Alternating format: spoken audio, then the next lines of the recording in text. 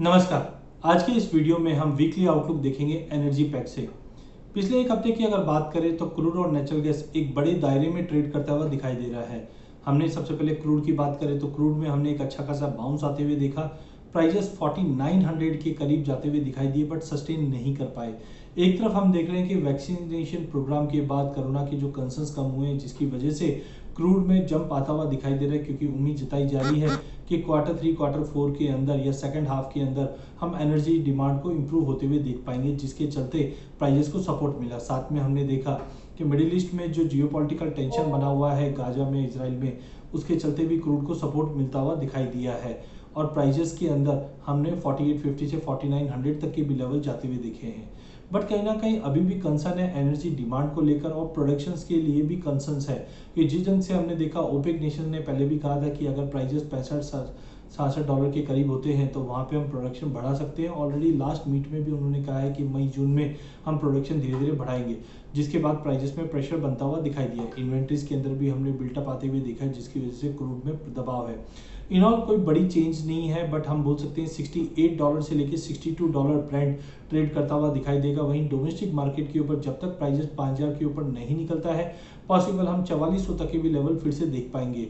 तो ओवरऑल जब तक प्राइजेस 4850 4900 के ऊपर क्लोज नहीं करता है वीकली बेस पे, पॉसिबिलिटी है कि हम फिर से 4400 की तरफ जा सकते हैं। वहीं नेचुरल गैस की बात करें तो काफ़ी टाइम हमने देखा कि 221 के ऊपर प्राइसेस बिल्कुल जा नहीं पा रहे थे और जैसे ही हमने वेदर कंडीशन में थोड़ा डिस्टर्बेंस होते हुए देखा, प्राइसेस में एक बड़ा जंप आया और हमने ऑलमोस्ट 230 का लेवल टेस्ट करते हुए देखा, बट प्राइसेस वहाँ पे सस्टेन नहीं कर पाए हैं। ओवरऑल प्रोडक्शन साइज इस बार 2021 में कम रहेंगे, जिसके चलते long term view natural gas का काफ़ी सपोर्टिव है, जो ऊपर में वापस 250-260 का लेवल दिखा दे। बट डिमांड भी स्लो एंड स्टेडीली इंप्रूव होगी। हमने देखा टेक्निकली वापस प्राइजेस में प्रेशर बनता हुआ देखा। इंटरनेशनल में भी $3 के नीचे प्राइजेस वापस फिसलते हुए दिखाई दिए।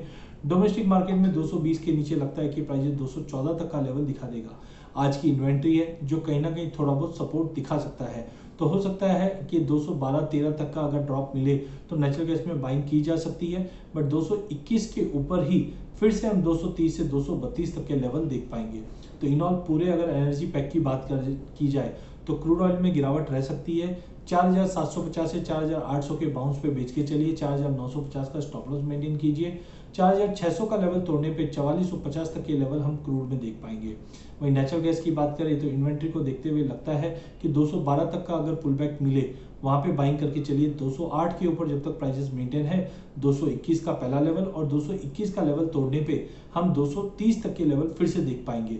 तो buy on drop natural gas में, sell on jump crude oil पे आपका व्यू रहना चाहिए। धन्यवाद।